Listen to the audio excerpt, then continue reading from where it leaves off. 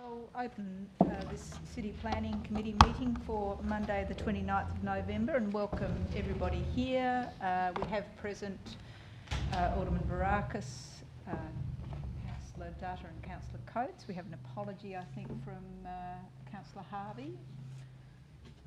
And so welcome Alderman Briscoe. We have, do we have any co-ops? Anybody to co-opt? No. I'd like to advise everybody present today that the audio and video of this meeting is being recorded and live streamed to the community via the City of Hobart YouTube channel. So welcome to anybody who might be listening and watching today. If there is any elected member present who has not yet signed into the meeting in accordance with our COVID-19 safe plan, please do so now. And please turn mobile devices to silent or completely off. I'd like also, in recognition of the deep history and culture of this place, wish to acknowledge the traditional custodians of the land upon which the City of Hobart was built.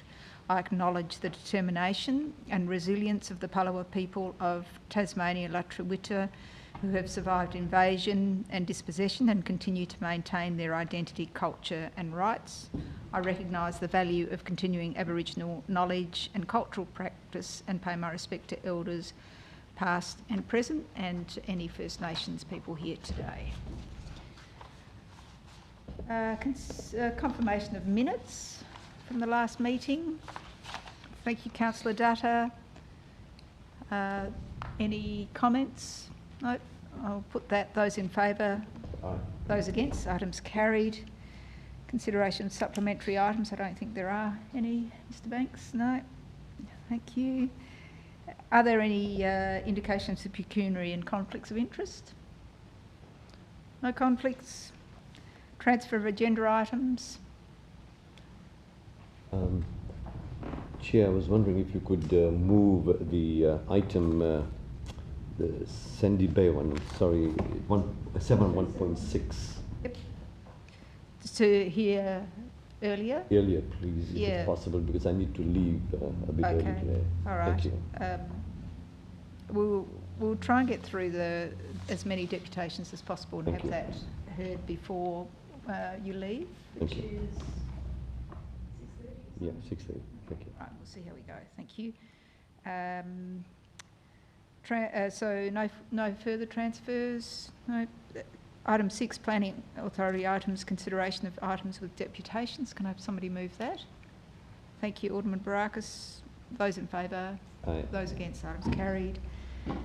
We are now, item 7, committee acting as a planning authority, and we'll go to the first of the deputations which we have, which is 7.1.3, 90 to 92 Murray Street, and we have the applicant,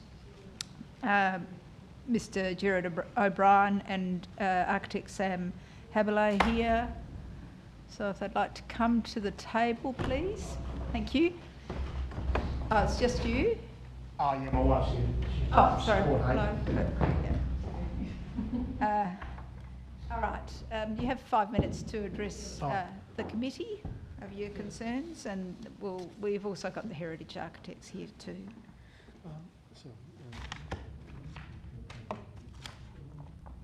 Oh, sorry. That's not Mr. O'Brien? No. You're not Mr. O'Brien, are you? Sorry, no. It was the first one, Mr. Chapman. We can't hear what you're saying, to be honest. Would you like to take your seat again? You might be putting your hand up for the wrong item. Yeah.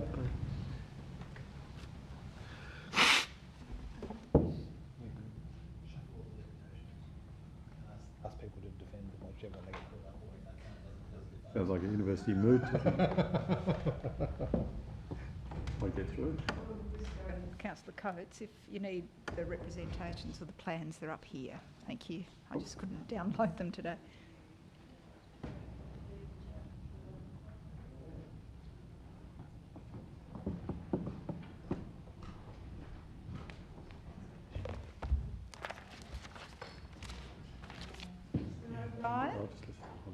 Hello. And Mr Habley? Sam? Can I take a seat? Thanks. Thank you. And you have 5 minutes to address the committee. Thank you. We're okay to hand out some documents. Yes, give them to Mr Banks and he can hand them around. Thank you. Okay. Do you want me to start now? Yeah, yes. Okay. Yep, thanks. Thank you, everyone, for having us, and I really do appreciate it. And it's great to be talking to the council, a city that we've been involved with for over 20 years.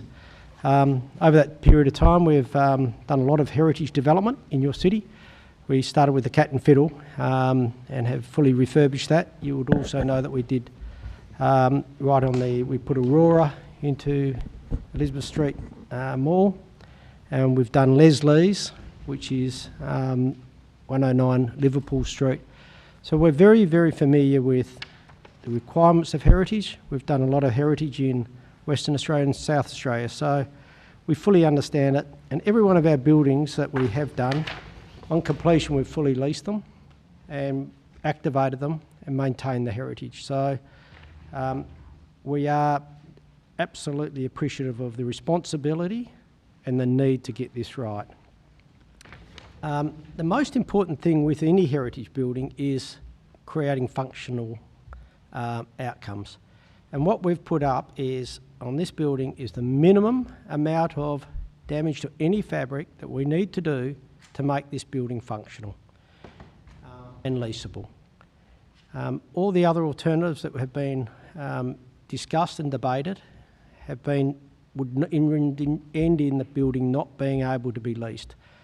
The key difference between what we're trying to aim to do here and what your heritage officer has asked us to do resolves around about a 47 square metre floor plate that we need to raise over a 250 square metre floor plate, so that we have one level RL on the building for the two levels. And this way, a 250 square metre floor plate in this market is fairly small anyway. If we broke it into a 200 and a 50 square metre, you'd just never lease it.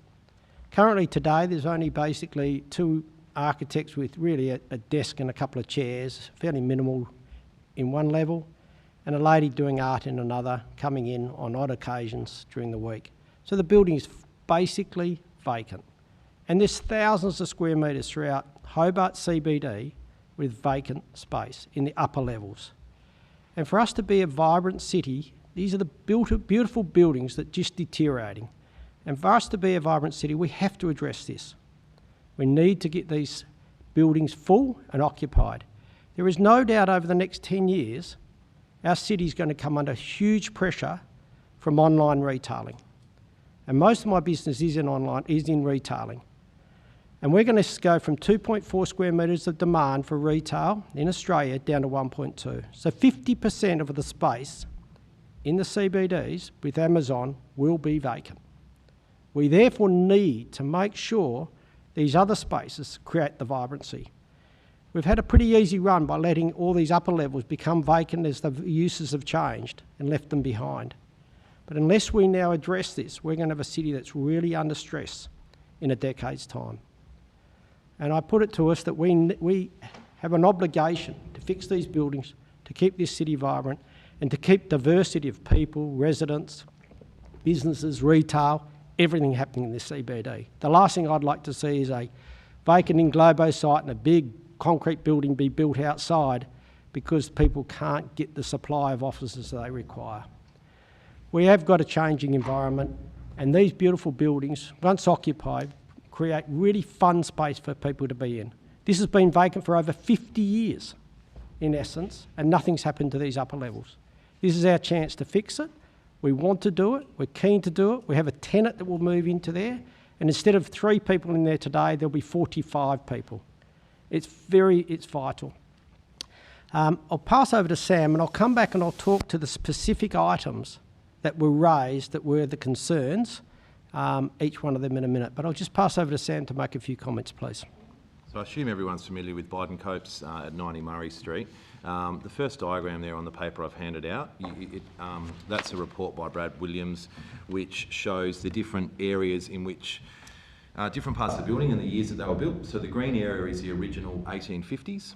bottom right, the pink area is early 1900s, and then the yellow or the orange area on the left-hand side is 1924. Now, the area of contention is actually in that yellow area, which is the latest construction in 1924 and has the least heritage value of the overall building. It's worth noting that the development has been approved by Heritage Tas, albeit with a number of conditions just around documenting and photographing existing conditions. As Gerard alluded to, there is an existing planning permit for 5 apartments and office. Now, the actual removal of heritage fabric under that planning permit is greater than what we're applying for there. The second page, you can see we've actually substantially commenced that permit, which we've got confirmation in an email from Michelle Fole in 2018. So there's a bunch of demolition on what we're proposing that is actually already approved and substantially commenced. So just for the sake of keeping it really simple, and so we can look at what are the controversial elements of the building, the next 3 pages are the 3 floor plates, so ground 1 and 2. So on the first one there, the green basically means we're already approved to do those works. If we flip over to page 2, you can see the green highlighted. I got a little bit excited with my colouring in pens this afternoon. The orange is the section that is controversial and in question by City of Hobart's heritage officers, not in question by Tas Heritage. So essentially that 1924 section of the building has floor plates that sit around 1.5 metres lower than the rest of the building. We're proposing to simply lift those up so we have clean floor plates all the way through. If we were going to put lift access to each of those individual levels, we're going to have to destroy more heritage fabric than what we do under this scheme.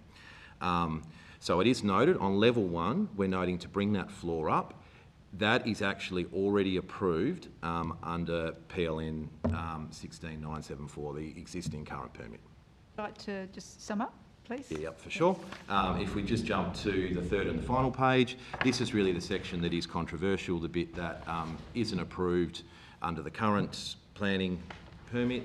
That's taking that floor up 1,500. There is 2 skylights noted there that we did note to remove, but we've actually worked out a way to actually keep those, so we're happy to condition to actually keep those in the permit. Rightio, thank you. Thanks. So I'm sure that there will be questions, so I'll open it to the committee to ask any questions. Councillor Dutta, we'll start with you. Thank you, Chair. Just 2 observations I make and 2 questions with regards to that. A statement was made by Mr. O'Brien, I think, that there is a minimum damage that will occur.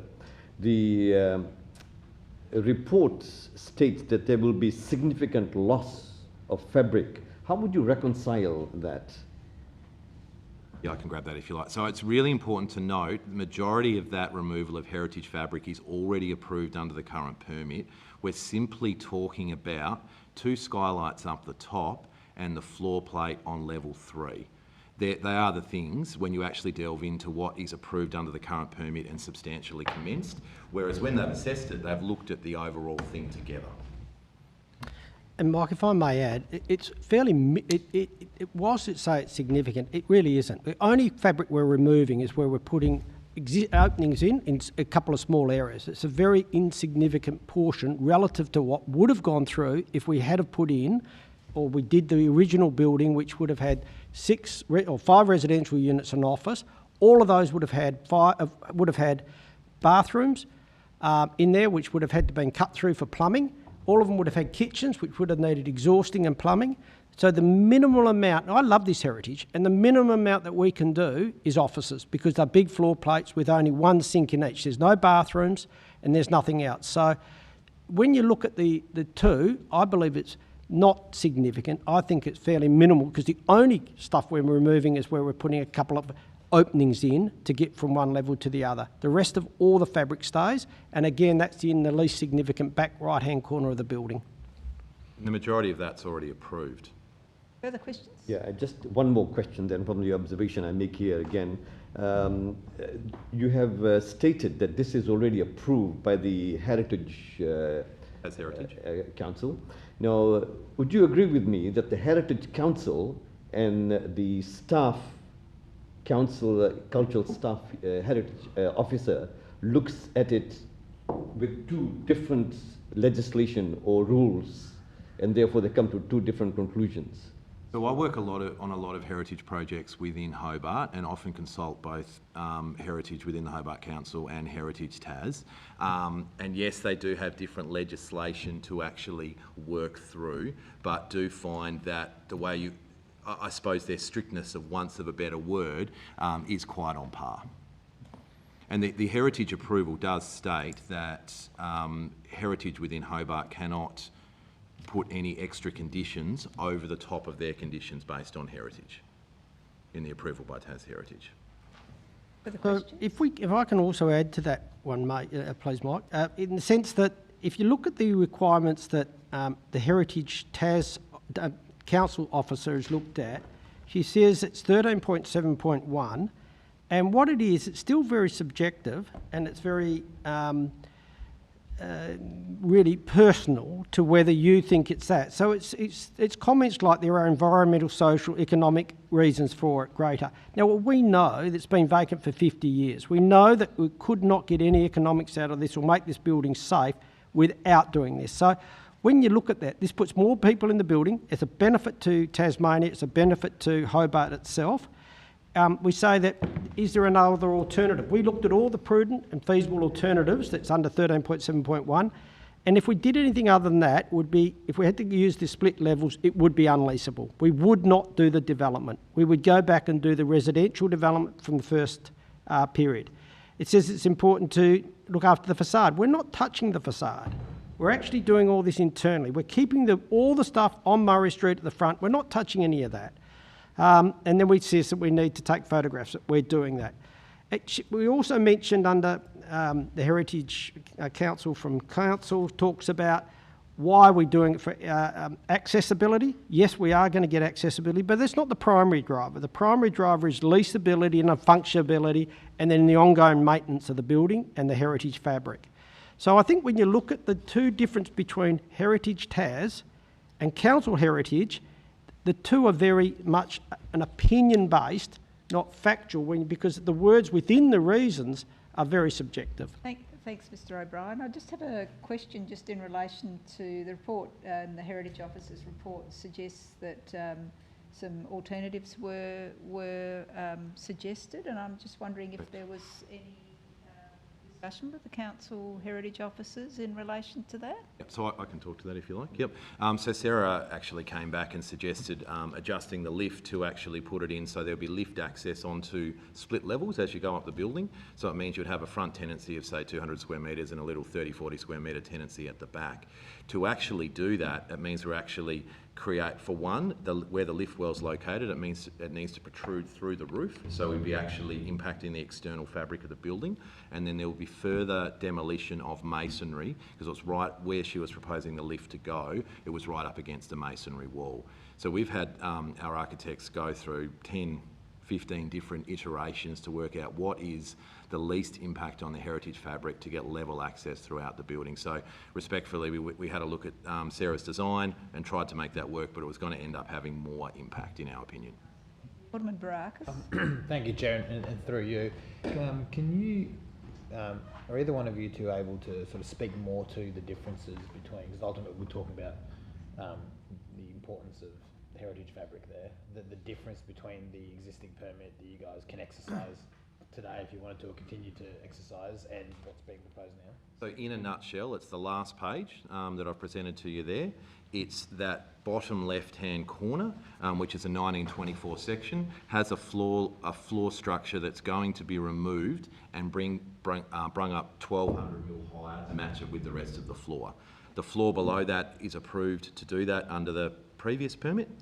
So really we're talking about that. We did note there's 2 skylights we're talking about demolishing, but we've worked out a way for that to work. In a nutshell, it's really that floor plate. When you say it was said that the existing permit was more detrimental to the heritage structure, what's not happening? What's not happening under the proposed? Like how would we be potentially better off? Yeah, understand. So we've got 2 big open office floor plates, which are open form with minimal plumbing, minimal electrical. we don't need to put sprinkler systems through. So you imagine doing multi-res in a building like this. You have to fire check everything with 2 layers of 16mm plasterboard. You're putting penetrations through for all your different services, getting your exhausts out. So the actual impact on the building is way less than putting residential. Right, now if there are no further questions, I'll ask you to take your seats. Thank you. Cheers, thank you. The Heritage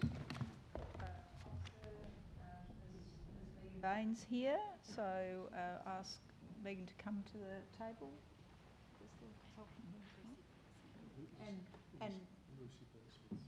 And our consultant Heritage,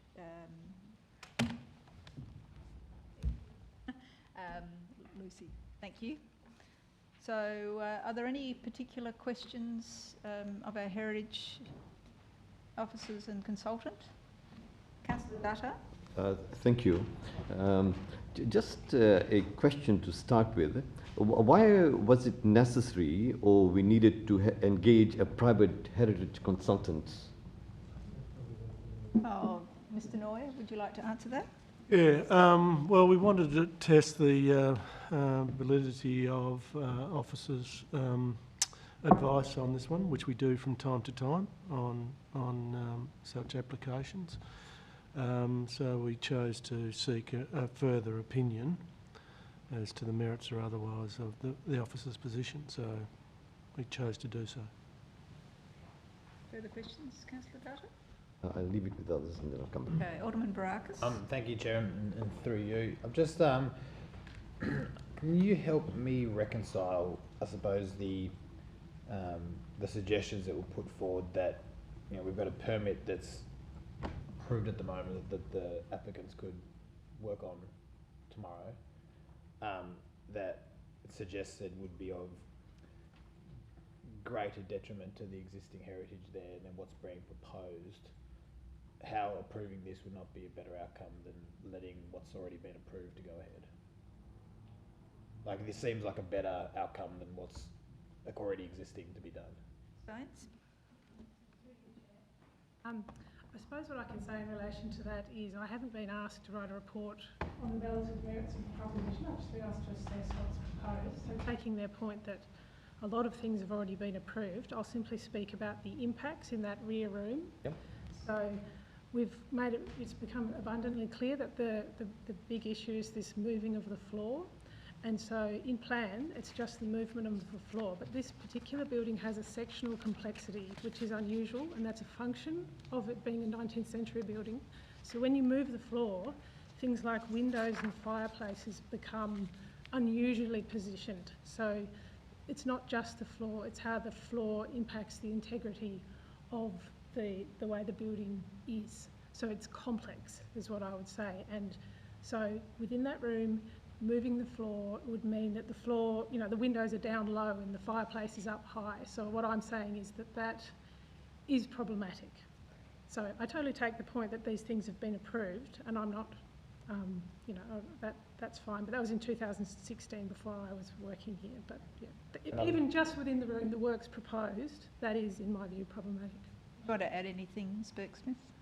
Through you, Chair, I concur with Megan's assessment that the cumulative impact when you get to this particular area is unsympathetic, and it hasn't been sufficiently demonstrated that there aren't prudent and feasible alternatives. I accept that there may have been investigations to that end by the proponent, but they haven't been afforded as part of the assessment process such that we can absolutely and conclusively determine that there aren't alternatives that result in a lesser impact.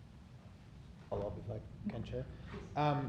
The other question I'd just like help reconciling is, or we're just explaining, I guess, the Tasmanian Heritage Council seemed much more comfortable with this than what the officer's recommendation was.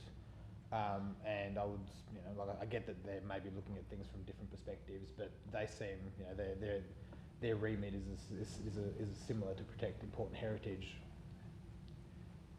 Why are they more comfortable with it and officers aren't as comfortable with it? Like, what's the gap there? So, what I would say is, as I think we all know, legislation's different, so the particular words, things need to be assessed against a different, so you get a different result. And in relation to I think a really good way to describe the outcome is that their conditions go way beyond photographic documentation. They call for an inventory of all the things inside the building, needs to be developed, and then that can inform further detailed drawings and design work that then needs to be approved by them. So it's not simply documenting it and going for it. They are asking for, you know, more work and more detailed design to ensure that the impacts are acceptable. So, you know, I don't know that that's a green light, if you like. You know, there's things to be resolved. Yeah. Definitely conditions on there, but it's they've suggested a recommendation of approval with their suggested conditions. Yes. So would those suggested conditions, in council's view, make it something less damaging to the heritage if the suggested conditions from the Heritage Council were followed? Well, if you know, if you guys form a view that an approval is appropriate, those conditions will certainly assist in minimising the unacceptable impacts. Yes. Okay, thank you. Further questions? Councillor Data. Thank you, Chair. Just one more question. The reference was made with regards to the fabric items being subjective, and there is quite a contrast that there is only minor, and your report is saying there is significant. Would you be able to identify what are these fabrics that's going to be destroyed or demolished? We're talking about in this rear room. So there's the floor themselves, there's the impacts on the windows, there's the fireplaces. There are sections of pressed tin ceiling. So the ceiling has a form like this, and that will be changed and inverted. So there is the fabric themselves, the fabric itself, that will be changed, and then this is also the way it's assembled, which will be fundamentally altered. So all those things together, you know, are a really significant change in my view.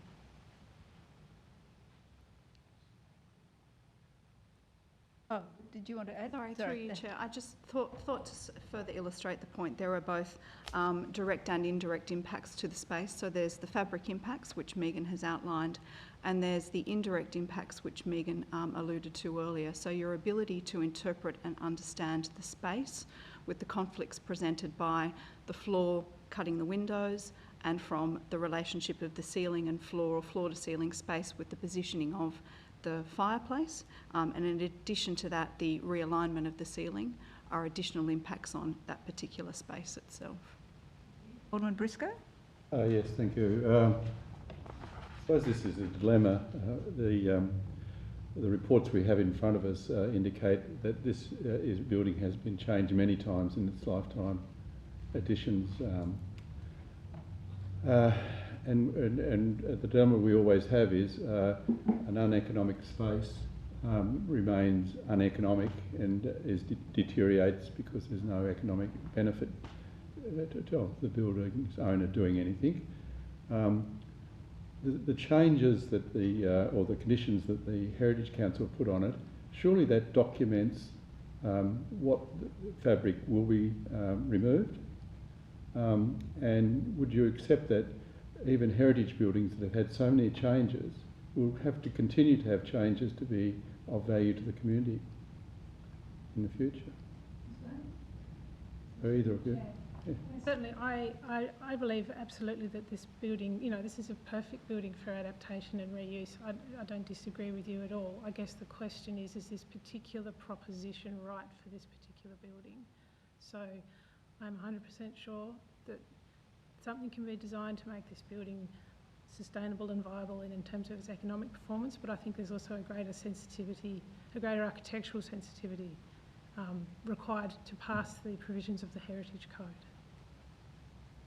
As a supplementary question, though, the developers or the applicants have offered to retain the skylights.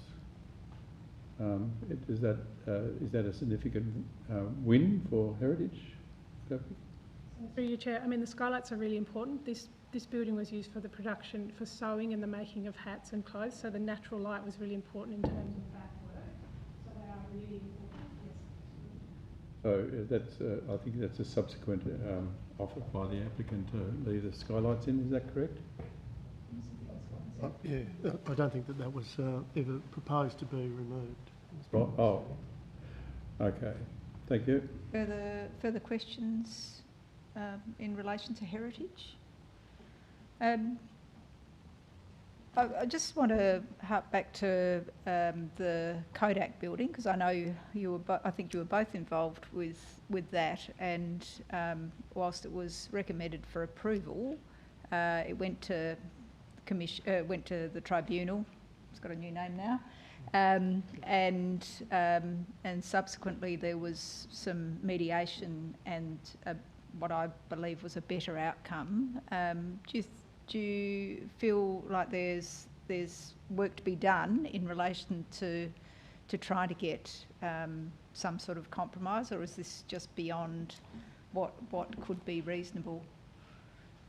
Yes. Through you, Chair, I'm really confident that there's a solution. I think you just keep working until you get to an appropriate design outcome. So Do you want to add anything? I would concur, Chair.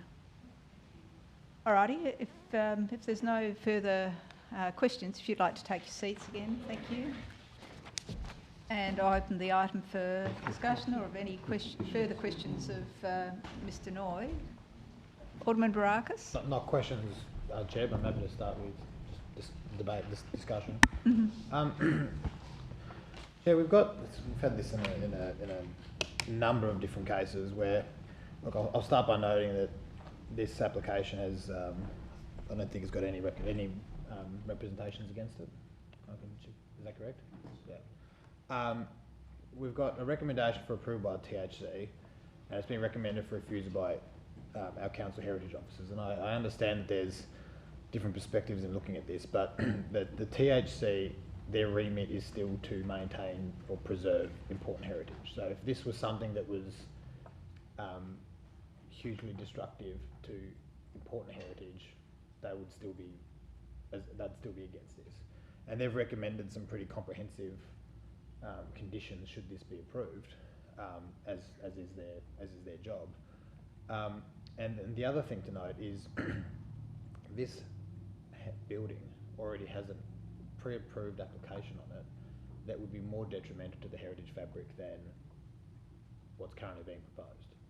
And I understand that the officers weren't asked to consider that, and that's perfectly reasonable. But you know, we are here obviously under the context of the planning scheme, but we are here to ensure good planning outcomes for this city. And if we're talking about the maintaining of important heritage, first point I'll make is that this would result in a better outcome for this building in the sense of preserving heritage.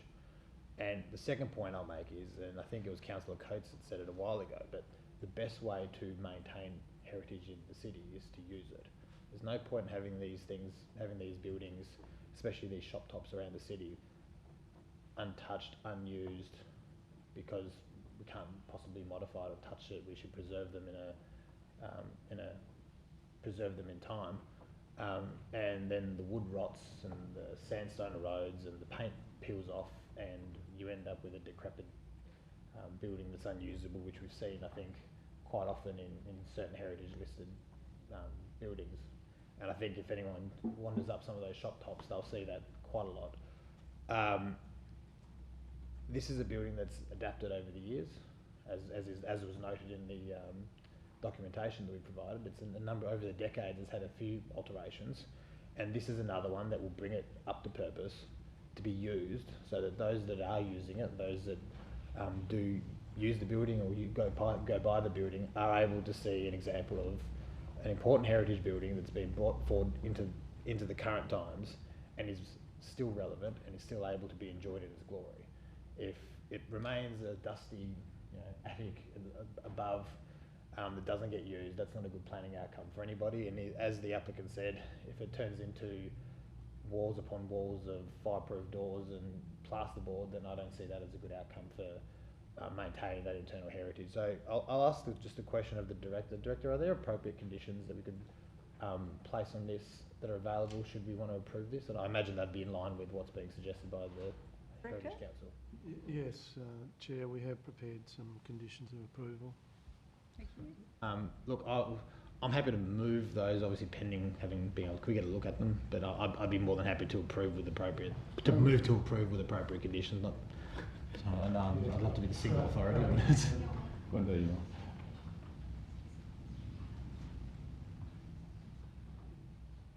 Yeah, look, sorry, Chair, we do have a draft, but I'm just being advised that we need to add a further condition, notwithstanding my previous advice in relation to those skylights. Yeah, I'm happy to include that as well. I think if the applicant's happy to retain those, that's a better outcome again. So I'm more than happy to include that.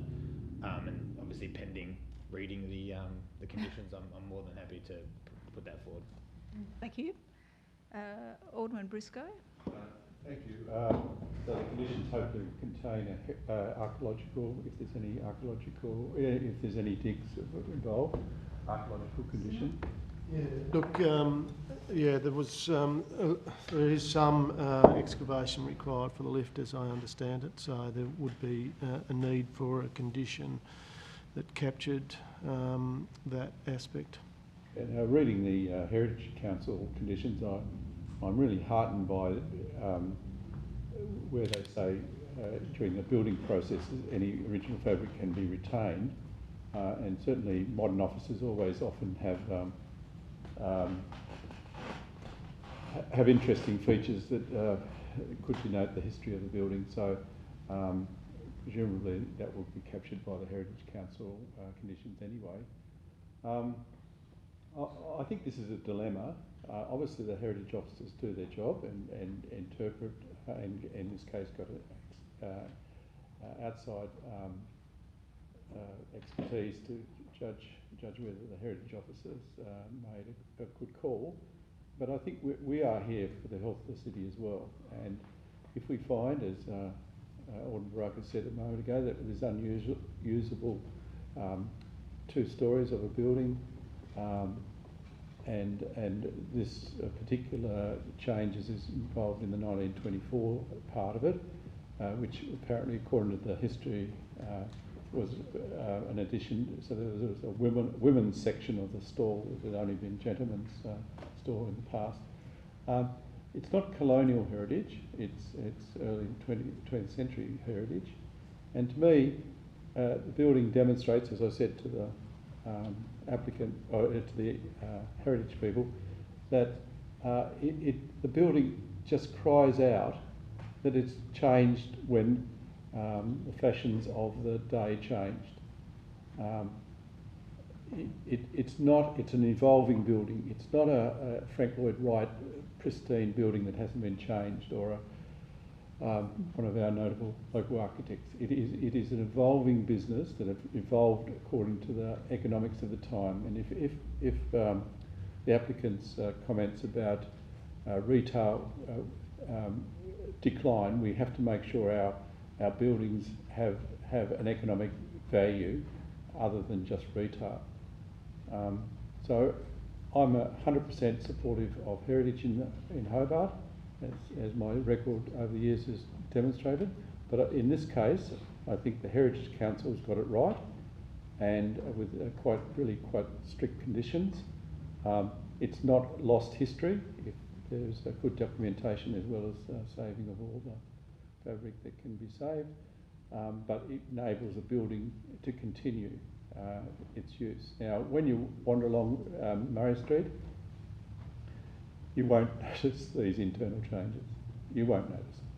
But the people who will be working in those buildings from then on will notice them, because there'll be a fairly modern interior, which brings us into the 21st century. And that building, whilst it might have started in the 1830s, 1850s and so on, will continue. And I think we've got to accept the fact that we won't be able to be pristine all the time in saving fabric, when that fabric was a result of changes at the time. And there wasn't any council standing over them saying you must follow the planning scheme. There wasn't any council, but now they've got a certain value. But I think in a commercial building like this, it's not public housing, it's not civic housing, it is a commercial building. I think we should support the applicant, and I will be supporting Alderman Baraka's motion for a recommendation for approval.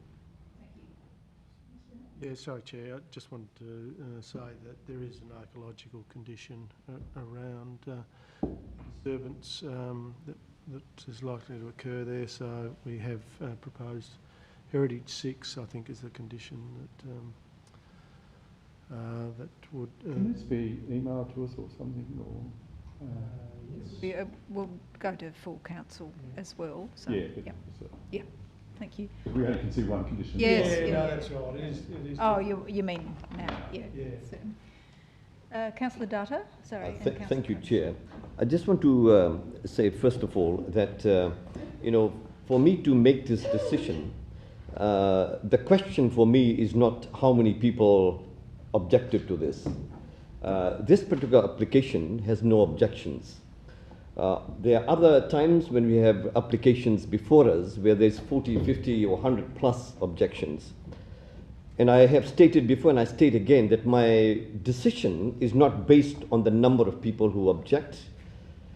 And therefore, my second point is this, that as laws change, as rules and regulations change, there has been a change, and therefore the interim planning scheme 2015 gives us these rules and these clauses.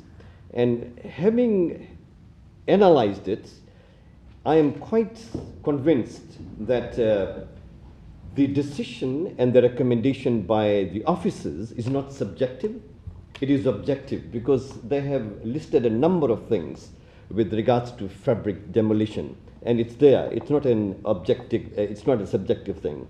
We can, in fact, measure it. We can say this is going to be destroyed. The other point I want to make is this: that my dilemma here today, even though I'd like to support the officers on the recommendation, the two applications that has been approved already creates a problem for me. The 2016 and 2018. So what I've heard from the applicants, that if they were to go ahead with what has already been approved, they will destroy and demolish a lot more. And therefore, my inclination, therefore, is to say, okay, fine, if I'm hearing that the destruction on this one is going to be less, then I would be inclined to support this. Thank you. Thank you. Councillor Coates. Look, thank you, Chair. I'll keep my contribution brief. Thank you to the applicant for providing this information and the representation. I think it's very helpful, and it's great to hear that they had actually instructed Ruck to try and come up with a way and to work, and ultimately they got to a stage where we've had heritage experts from two different organisations have a disagreement, and they've put it to us to make a decision, as is their right. Look, it's not often I agree with Councillor Dutta, but in this case I do think there is going to be some demolition. However, look, I'm comforted by the fact that the interim planning code allows that to happen. E 1371, as it said in our report here, you can do a demolition. However, there's certain circumstances that apply. You've got to document the significant fabric. I think the applicant, it's clear that they're willing to do so. Important structural and facade elements that can be retained need to be. They've offered about the skylights. I think that is a big win. We heard from our heritage officers how important that is, and combining with that documentation about what the building was used for. It was something for women's clothing and making of hats. When in a time when you relied on natural sunlight, so that is important. Tick. A and B, where it talks about no prudent and feasible alternatives. We've heard very strongly from the applicant the reasons as to why they need to make this a level floor. To me, it just makes sense. I mean, having a lift for a 3-storey building, it stops at 5 levels and then has to go through the roof, to me, isn't a feasible alternative. You might be able to engineering-wise do it, but it makes sense to make the floor levels consistent. And then we get to what is obviously the objective one, which is if there are environmental, social, economic or safety reasons. Look, it's very obvious this building is unused / underutilised, so automatically you do get an economic impact. I do think there is also a social case here. I mean, we know that people in Hobart are screaming out for access to all sorts of buildings, and ultimately we're sitting on one that's not being used properly. And so look, I think when it comes to if they're greater than the cultural heritage values, at the moment those values aren't really being experienced by the people of Hobart. They don't see it. It sits inside.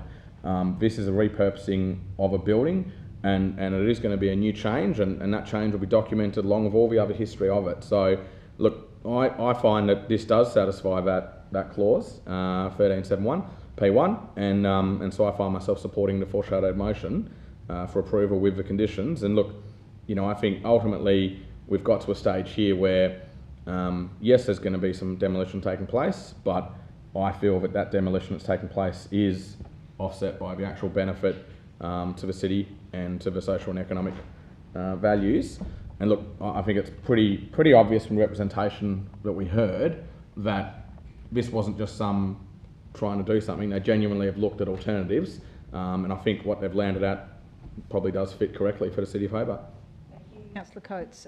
Mr Noy, could you just tell me, as part of the conditions, proposed conditions, there was a question in relation to that entrance from Barden-Copes Lane with the footpath. Is that covered as in relation to, I mean, making it accessible and having less of a lip or having some sort of... Look, I don't believe so, but Ms Baines might be able to comment. Oh, sorry. Oh. Give some assistance. Yes. Yeah, that would involve works on adjacent land. That land is not part of this application, so that has been explored separately, but I think that might be going beyond the limits of this application to impose a condition which required works on that separate land. So it would require a separate application by the proponent? That's correct. So the proponent would be interested in doing that, presumably? Mm-hmm. Okay. Can we have that as advice, as part of that, if that's all right with you, Alderman Baraks? Thank you. I'm just curious, because I mean, I think we've had a really good discussion in relation to this, but I'm just curious. We often get information from Heritage Tas, and it's assessing things quite differently. Do we get very many knockbacks from Heritage Tasmania in relation to the things that we see? Mr Noy? Not in my experience, Chair. Whether applicants would like, you know, would naturally work with Heritage Tasmania, as they do from time to time with our own officers in relation to heritage matters. Right, so we don't often have knockbacks. No. Or from Heritage Tas. No, I didn't think so. And just in relation to the application that's live, it's still live, the one from 2018 or 19? Yeah, that's my understanding, Chair. We believe that it has substantial commencement. Mm-hmm, mm-hmm, okay. Look, I think I'm going to be completely outnumbered here, because I just believe that I've seen in mediation at tribunal, and this obviously may not even go to tribunal if it's approved, but I just think that we could be getting a better alternative. And I've spoken to Mr O'Brien. We've heard from him and Mr Haverley today, and I just, you know, feel that we could be getting closer to really looking after this heritage in the back of a building, yes, but it tells a complete story, not just from the early part of the building. It is an evolution of a building, so I'm concerned that we are losing more than we might. So I won't be supporting this. But have you ask the question after you finish? Oh, okay. Alderman Briscoe, thank you. Well, I don't think you have the Lord Mayor's rules where you are the last person to speak. I don't think there's a rule there. Look. Oh, okay. Thank you. Yeah, all right. Yeah. All right. Go ahead, Okay, Alderman Briscoe. The conditions the conditions that have been put up there do mimic the Heritage Council conditions, and that demonstrates that we're actually got the same view of the world as the Heritage Council. Now, presumably, if any application goes to the Heritage Council, you'd get an application approved there first, because if you don't get their approval there, you wouldn't get approval. It's no use putting an application in here for approval. question to Oh, Mr. Knight? yes, so is that correct? Well, we have to, we would have to abide by a recommendation of refusal from the Heritage Council. Yeah, so presumably the statistics that the deputy mentioned were where we don't get refusal. Well, as soon as you got a refusal from them, you wouldn't go any further, would you? Yeah. Well, it's a conjoined application, so they need to determine they need a live application to determine that. That they don't make a decision separate to us. It's a single application. We refer it to the Heritage Council for their recommendation, and they provide that recommendation to us. Yep. After the advertising period. So just clarification there, further clarification is, I think you did mention some earlier time this year that the regulations are going to change, that it would only go to one or the other body. When is that going to be? When the new, Mr. Knight? sorry Chair, when the new planning scheme, local provision schedule is approved, and we've got the Tasmanian planning scheme in place. So would this particular application stay with the Heritage Council or stay with us? No, it would go. Sorry, Chair. That's all right. It would go to. The decision would be made by the Heritage Council. Thank you. Alderman Baracus, did That you was want the to? question. You had that same sort of question. Okay, all right. So we have the motion before us, which Alderman Baracus has moved. I'll put that. Those in favour? Aye. Those against? Show of hands. Those in favour? Alderman Briscoe, Alderman Baracus, Councillor Coates, Councillor Dutta, Those against? Deputy Lord Mayor. So the motion is carried. It will go to full council on Monday night. Thank you. With your indulgence, we'll go now to 7.1.6, which is King Street. And I'll open the item for discussion. We have Mr. Brett Harris, who's here to observe, but no deputations at the moment.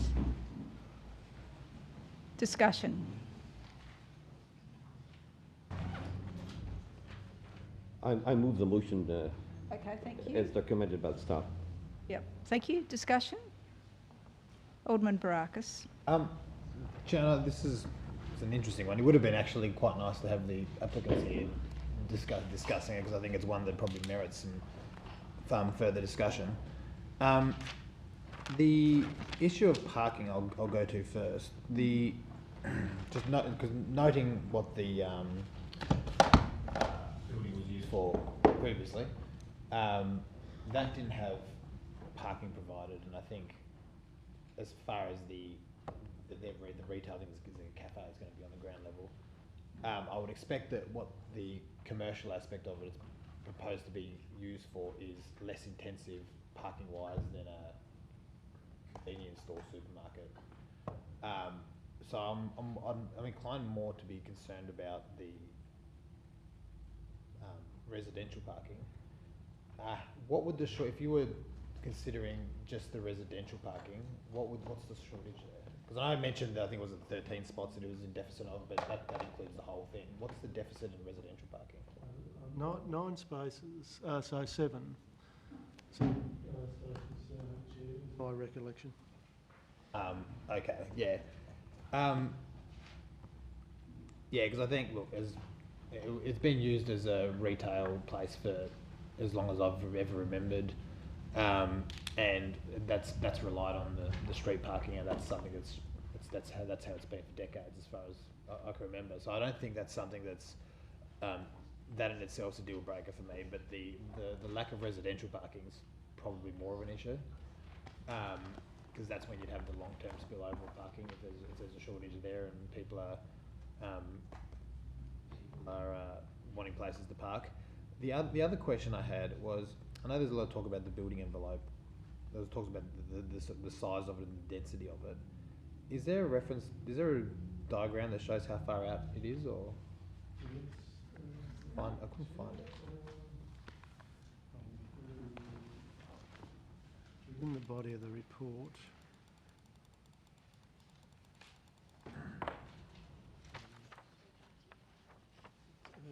Page 395 on the agenda. So the building envelopes the green. Yes, the green dash line, yep. So it's outside the building envelope, but it's not. Doesn't exceed the height. Doesn't exceed the height. And it's effectively that corner on the north Yeah. that's sort of. And the south. 98% site coverage, I think. Yeah. Yeah. Look, I'd like to see something go here, and I noticed on page 392.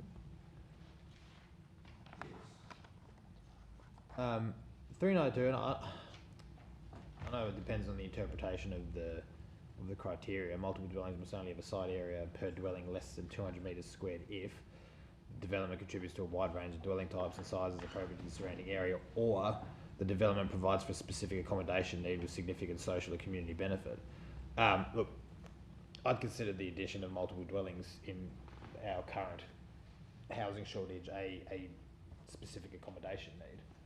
And I suppose I do acknowledge that that's probably, that criteria is one that would be up for individual interpretation. So my main issue is the car parking shortage in that area, because I think that would be one that would have an impact on the local area. If the building was to be slightly reduced in a way that would actually bring it closer to the building envelope, as noted on page, as you referred me to on page 395, would that be seen as being too substantially different as to warrant another application, or is this something that could be tinkered at the edges to bring it in and bring in the shortage of, reduce it slightly, bring in the shortage of, rein in the shortage of parking at the same time if we to reduce the size of it somewhat? Is this something that would require a new application, or is it something that could be done through deferral? No, look, firstly, the officers weren't so concerned with the deficiency in car parking. It wasn't a basis of our recommendation for refusal. However, coming to the option of modification, I think any modification would have to be reasonably significant and would justify a new application. So, what's the deadline for this? 12th December. 8th of January. 8th of January. Yep. So, noting, you know, as you said, that there's every likelihood that anything that they would put forward would be likely to be substantially different. They could potentially put forward something that does fall in line, or does bring us closer to where we would like to be. I know we had done that in the past with the conservatorium. I can't remember the address, the fragrance one. And they knocked a floor plate off, having been deferred, and that was then approved by council. I'd be inclined. Look, I wouldn't be able to support it today as it stands, but I'd like to see perhaps a different configuration of this being approved on this side. You might consider deferral if that, perhaps we have further discussion at this point. Yeah, I won't cut the debate short, but look, I'd be foreshadowing that I'd move to defer and give them the opportunity. There's plenty of time for them to do it, and if they can demonstrate that they can come forward with something that addresses some of those concerns, I think that it is possible for them to do something without completely redesigning the application. So I think it benefits everybody involved. I think it benefits our city's housing stock. I think it benefits the applicants and neighbours if we can get a, as you said in other circumstances, mediated outcome or a compromised outcome. So I'd be suggesting that. I'd let the debate go on and then I'll move a deferral. Thank you. Councillor Dutta? Just a question here for clarification. Was there any discussion with the officers with regards to this before they came to this application? Through you, Chair. Well, the officers have had conversations with the applicant and advised them of their concerns, and the applicant wishes to proceed with evaluation. Thank you. Thank you. Further discussion? Yes, just see this as, unfortunately, just an incredibly ambitious for a very odd site, or oddly shaped site to try and put as many floors on and to try and maximise the space with compromising on at least 5 reasons. So I would certainly, if there's no further discussion, we'll put the. Is there any do we know? Well, I mean, we can defer, but have we any indication as to what the applicant? They're very steadfast in their position on this. Well, Chair, I can only go on the officers' conversations today, and they were, the applicant's response to that was to proceed and have the matter determined. So. Okay. All right. Well, I'll put Alderman Barakas's motion for deferral to seek an alternative approach, or words to that effect. Put that. Those in favour? Aye. Those against? Items carried unanimously. Thanks, Alderman Barakas. We'll go back now to item 7.1.1, and it's your moment, Mr. Chapman. You'd like to come to the table? Thank you. All right. Now you have 5 minutes. Thank you. This should be far less taxing. We live at 20 Nicholas Drive, and our neighbours are looking to convert a residence to a visitor accommodation business. It's a 4-bedroom home. Our concerns are primarily around maintaining safe entry and access to our property, and the main impediment to that is just really around on-street parking. At the moment, our southern neighbour at 22, that's a remotely owned and managed household, and that has somewhere between 4 and 14 occupants and 2 to 7 vehicles from time to time. The 18 Nicholas Drive, the proposed accommodation business, that has, as I said, 4 bedrooms, and the engineer says 4 parking spots on the property. In essence, we think the matter can be dealt with as they're proposing through a management plan, providing that is enforceable and reported, to limit the occupancy and particularly the vehicles to being parked on site. If there's 4 spots there, use them.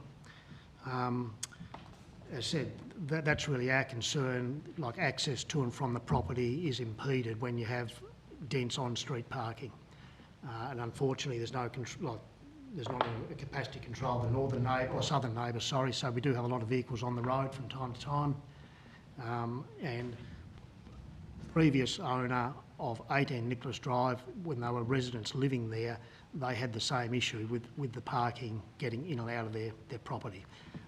So it really comes down to a safety issue from our perspective. We just would like to see a management plan that has a degree of regulation about it, that is actually enforced. It's not just a set of words that just drift off into the ether. And ideally one that's written in English, because we had a little bit of trouble with the application in that appeared to be written in Chinese. But not the report? You could read Sorry, the report? that was the papers in here. So yeah, I think just I think the officers have recommended a management plan that deals with the issue. Thank you. Any questions? Alderman Briscoe. Thank you. So if we had presumably an enforceable management plan, you wouldn't have an objection? No, I think the issue can be managed under that regime. Again, it is important that it is a document that is reported and is live and can be regulated against. That's the key to me, rather than just a set of words. It's a bit of a token. Often in the past, when we've considered development applications like this, is that part of the management plan would be telephone numbers to be so neighbours could ring up at all hours the owner or the owner's management group. Yep. Yeah, I think that sort of thing. I'd like just keeping a tab of registration numbers of guests. Like, Yeah. just so if the thing does go awry, we've got some sort of recourse to deal with it. Thank you. Any further questions? Mr Chapman, so the previous owner or tenant, it was a residential property at that point? Or is it currently? We'll go back to the people that owned that when we purchased next door in 2011-ish. They lived there. They sold to a lady from Sydney who set it up as an Airbnb before the regulation was required, I suspect. But it was a bit of a non-issue because COVID stepped in, so it's been unused for 18 months. So it's been vacant pretty much? Been vacant. The previous Airbnb experience wasn't particularly brilliant. Again, we were trying to talk to her in Sydney whenever we had issues, but that's life. At the time there was no regulation, or little, but given this regime's in place now, I think there is a way to deal with it. Okay, good. If there are no further questions, if you'd like to take your seat again, thank you.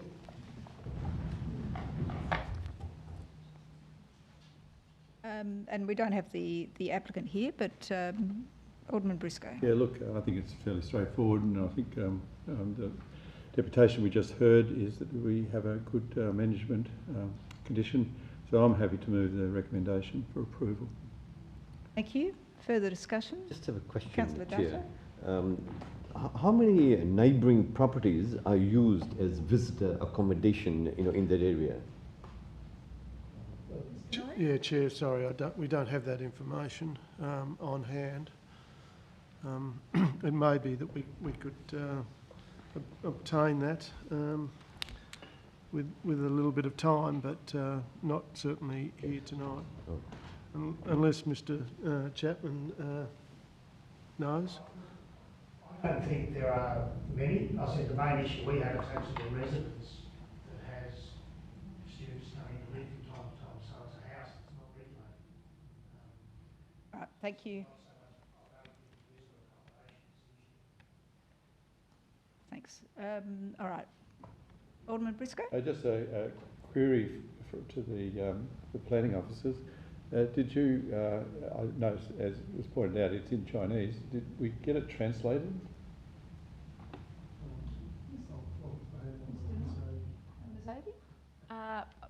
Through you, Chair, not that I'm aware of, but that hasn't been brought to my attention. So I understand that the planning officer has had some interactions with a representative of the applicant. But the papers we have, it's all in Chinese. It literally is in Chinese. I realise that. As far as I'm aware, that hasn't been translated as such, but... So I could put in an application in Croatian and it wouldn't have to be translated and to be approved with it. It seems like... Yeah, look, I think I'd like to take that one on notice. Thank you, yeah. Thank you, yes, thank you. Alderman Barakis? Just to follow on from that, Chair, and through you, how do we assess the application if it's in, like, how do officers assess the application if the application's in Chinese? I don't know the specific conversations that they had between the planning officer and the applicant, but the planning officer was confident that the application was assessed on the basis that the application was made. Okay. Okay, so if there's no further discussion, I might, look, I won't be supporting this. I think it's yet another property that is going to be translated from a house, or potentially a house, which is, as we've heard, has been empty for a lot of the time during the pandemic. We have a housing shortage, and I think as a council we need to consider, certainly as a committee, we need to consider those applications for change of use to visitor accommodation. We don't have to support this, and I would foreshadow a reason for refusal in relation to the Hobart interim planning scheme. But we'll take the vote, so I'll put the motion as moved by Alderman Barakis. Those in favour? No, it was actually Alderman Briscoe. Why did I write down Alderman? All the time. Sorry. We do get mistaken, it's my use of the words. My apologies. Yeah, must be. My apologies. All right, so I'll put that motion. Those in favour? Aye. Those against? No. Show of hands. Those in favour?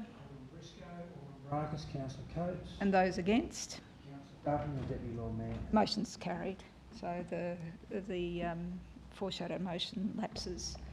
And I think that's the decision, isn't it? Doesn't go to council? That's correct. Yep, okay. Thank you. So there's various conditions in relation to that application. Right. Now to 126 to 128 Brisbane Street. This is the alterations to car park, item 7.1.2, and I'll call upon the applicant, Ms Gwyneth Jenkinson.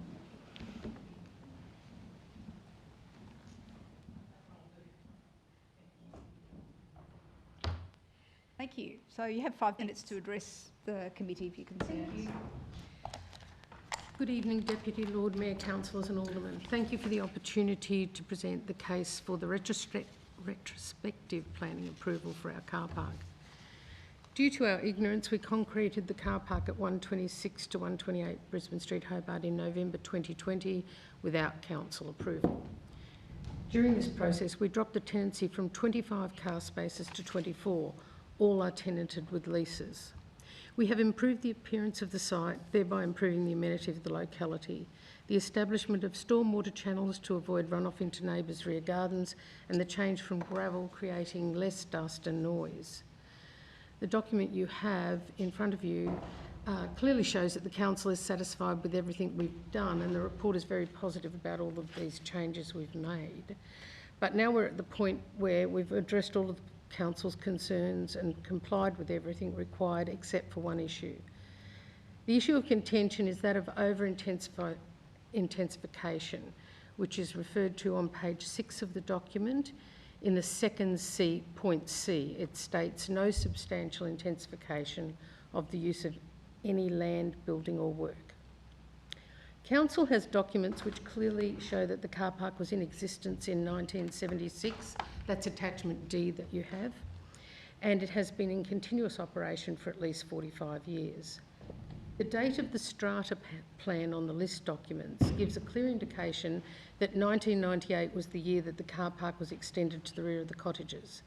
Therefore, it's been operating at its current capacity for over 20 years. Based on this evidence, we believe that the issue of over-intensification is not a recent one.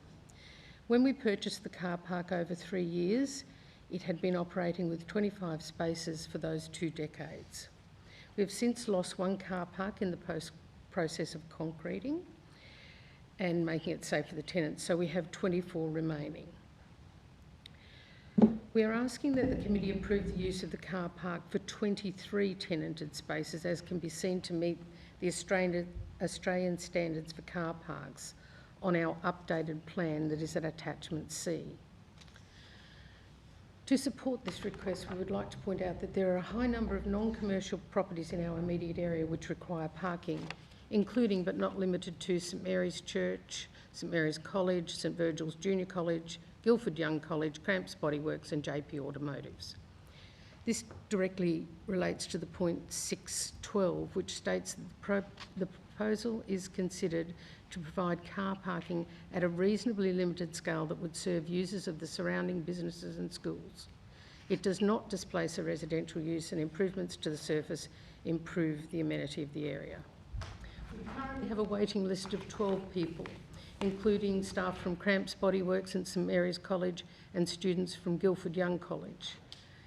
As evidenced by recent newspaper articles and letters to the editor in the Mercury, the CBD businesses are concerned that there is an inadequate affordable car parking in close proximity to the CBD, and with the university's move and changes to the inner city buildings, parking will be at a premium. We therefore ask that the number of 19 car spaces, as recommended by the Development Appraisal Planner and his manager, be increased to 23 at this time. Thank you. Any questions? Alderman Briscoe? Yes, thank you. I find these interesting ones that often come to this committee, and we've got to have the judgment of Solomon sometimes. But so, how many current cars do you park there? I have 24 at the moment. We reduced it from 25, but the planning office came back to me and said, no, you've got to get it done to the Australian standard, and when I did that, it will reduce to 23. I will be asking the officers in a moment, but resurfacing an existing car park sounds really strange that it's an intensification of a use. I can't understand that, but...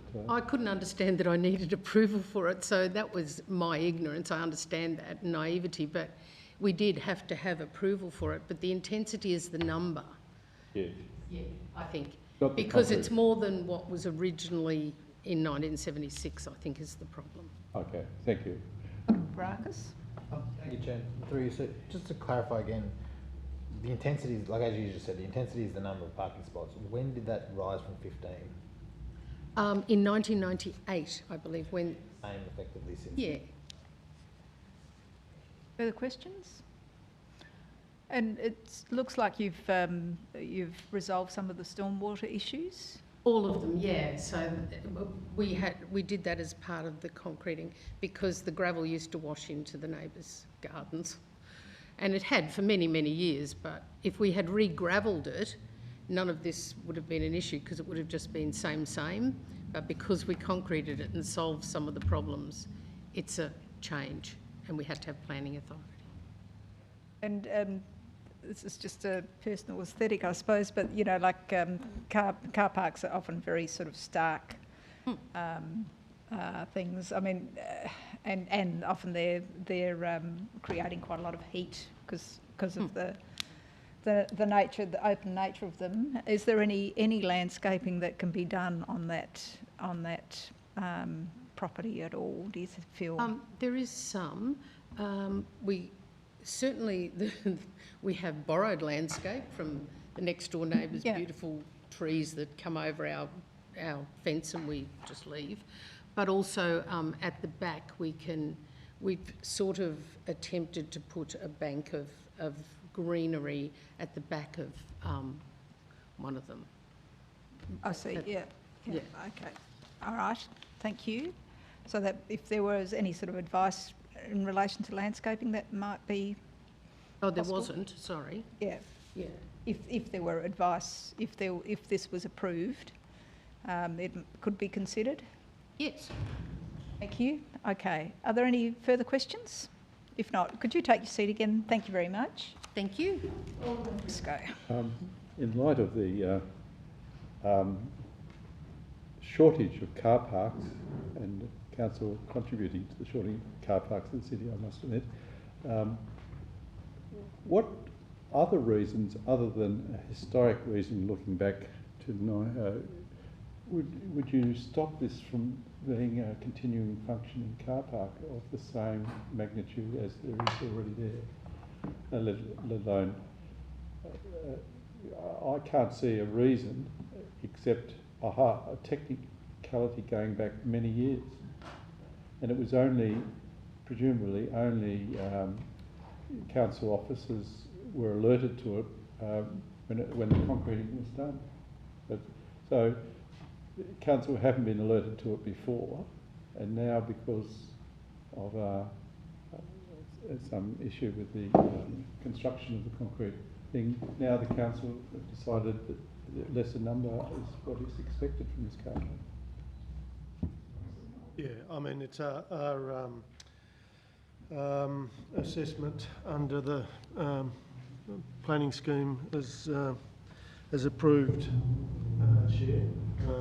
It's the officers will provide a recommendation based on the provisions of the scheme as currently exist. It's, as we know, it's open to the elected members to form a different view, Chair. Yeah, I'm happy to move a motion for approval of, I think it's 24 car parks, and perhaps taking in your suggestion, Deputy Lord Mayor, advice, consideration of some landscaping, and it could be potted plants on the entrance or somewhere, but it would be advised to consider the aesthetics of a car park. Thank you. So for 24 car parks. Yes. Yeah. Comment on that? Well, the issue with the issue with 24 is that they don't meet the Australian standard. So 23 is... 23 is what we would...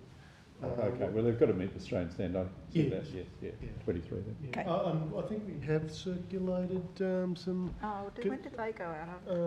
some conditions of approval. Via hub or via email? Oh, just now. Oh, no. Did go out a little while ago, did it? I think they were circulated on Friday, or Thursday or Friday. On the hub? I think we... It was probably about a week ago, actually. On the 19th. Right, okay, well, maybe if they could be sent again. All right, further discussion, Alderman Barakis. Thank you. Just going off I suppose the issue, the real issue here isn't so much the merits of the car park itself or the merits of the driveway. It's the question of the existing non-conforming use. Is that correct to say? Yep, that's correct. I just want to touch on what the applicant said. The intensification from 15 to 24 spaces occurred in 1998. The current rules around non-conforming use, when were they effective from? Look, the new, obviously the new scheme was introduced in 2015.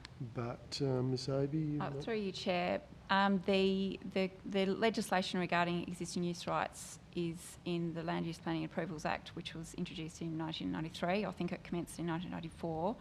So that allows people to continue existing use rights as long as they're not substantially intensified. So was that clause included in that legislation at the time, or is this an amendment that's happened since? I might be testing you. No, it would have been at the time it was introduced. So at the time that the car parks were increased to 25, that legislation would have existed.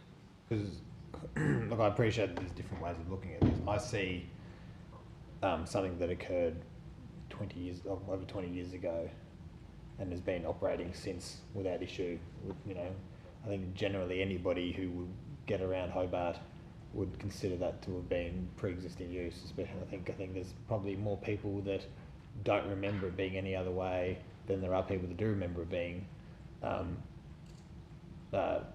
pre-1998. So I think to pull something up from 20 years ago as a non-continuing use, I appreciate if someone's done something more recently, but I think there needs to be at which point do you say that something's not continuing, at which point do you say it's a fresh change? Look, I would consider this a continuing use.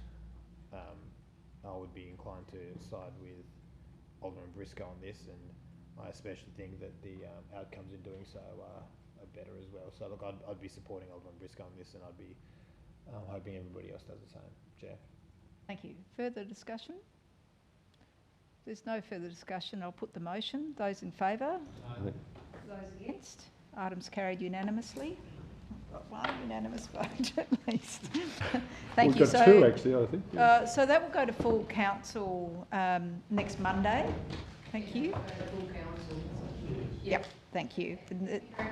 Thank you. All right, back to the agenda. We're now to 7.1.4, which is 43 Parliament Street, Sandy Bay, change of use to visitor accommodation. I'll open the item for discussion.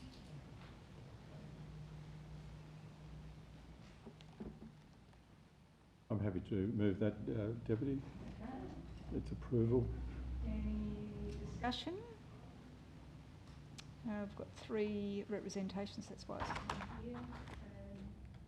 I'll foreshadow a motion for refusal as well. Again, I think we're seeing too many translations of our housing stock to visitor accommodation. So I think it's currently a a rental property or a being used, so it's actually changing as we speak. Right, so I'll put that. Those in favour? Aye. Those against? No. Show of hands. Those in favour? Briscoe, Alderman Brackus, Councillor Coates. Those against? Councillor Dutton and Deputy Lord Mayor. Motion's carried, and that's the final decision on that one. Item 7.1.5, which is 11 Valley Street, West Hobart. This is a dwelling on a vacant block. Thank you, Councillor Dutta. Say hi to the university people for me. I'm happy to move this one, Chair. Thank you. Discussion. I'm curious about some of the concerns raised, and in particular the setbacks. So could you just describe the setback, and presumably that triggers why we've got the shadow diagrams in front of us. So is the setback seen to be reasonable? Like it's quite a just centimetres difference? Well, the setback is requires, if it's within 1.5 metres of side boundary, a wall over 9 metres automatically produces a discretion. But in the main, the property is, a single story, with the exception of the front of the site, which drops down, where it is in effect 1.5 stories. So I think the solution, the design solution, is a reasonably or a reasonable proposition in my mind, and certainly the officers' views as well. They've considered the overshadowing, they've considered the privacy.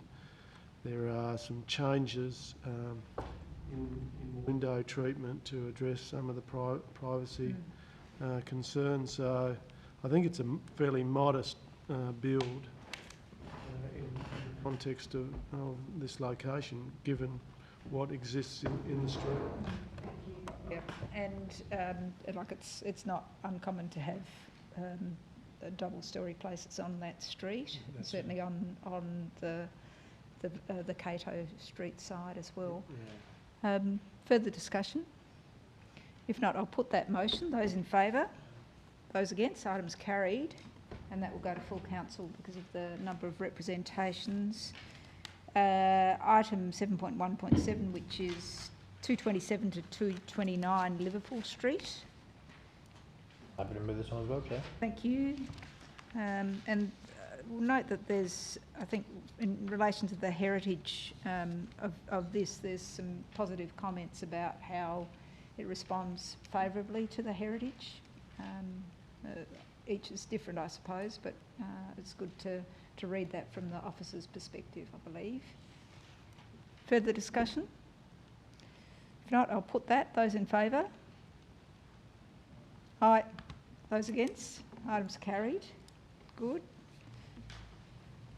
8.1 is delegated decision report. Can I have somebody move that, please? Oh, we need to... Do we need to defer one of these? What was that? Noble Street? Oh, it's actually on the agenda. Not on the agenda, no. Okay, all right, thanks. So you happy to move that? Thank you, Alderman Brackus. Any discussion? If not, I'll put that. Those in favour, those against, items carried. 8.2 is the advertising report, and I see that Melville Street is still on that list. But Happy to move it. Yep, thank you, Alderman Briscoe. Which is one on Harrington Street? That is the name's just escaped me. It's housing for. Oh yes, I should know that one. Bethlehem House. That's the one. That one's coming to That was to a the Dorothy next Dixon round. question, that one. $16 million. It's an accidental Dorothy Dixon. That's the most significant item on the list. Yes, it's significant price tag there, isn't it? Okay, so you've moved that? I have. Put that. Those in favour? Those against? Items carried. Item 9 is the committee action status report. And just a question, Mr. Noy. So the where is it? Short stay accommodation. When is that likely to come back to us? Yes, Chair, we've got two options with this, and both are fairly lengthy options, because we can't seek to amend the scheme under the current interim planning scheme. We have to wait till the Tasmanian planning scheme is either in place, or we seek to amend the local provision schedule that we've adopted as during the formal notification period. So we are going to, we think that the latter option is the quicker option, and that we will make a submission for council consideration at the time it considers any submissions lodged during the advertising period. So you managed to answer that without giving me a date or time. Yeah, well, we will have when we receive the local provision schedule in a certified state from the Tasmanian Planning Commission, we will then be able to advertise it. We haven't got an exact date when we might receive that. All right, well, we'll wait with bated breath. We're hopeful that we'll have it early in the new year, Chair, but as to an exact date, I'm hesitant to nominate one. Right. Okay, thank you. I don't want to tie you down then. Diplomatic. Can I have somebody move that, please? Alderman Briscoe, thank you. Those in favour, those against, item is carried. Item 10 is responses to questions without notice. Alderman Barakis, thank you. Those in favour, those against, item is carried. Item 11, questions without notice. All right, I'll take that as a no. I tried. Too much thinking time. All right, I'll ask somebody. Move that we close the open and close, Chair. Those in favour? Aye. Those against? Items carried, and thank those who've been watching to this last moment.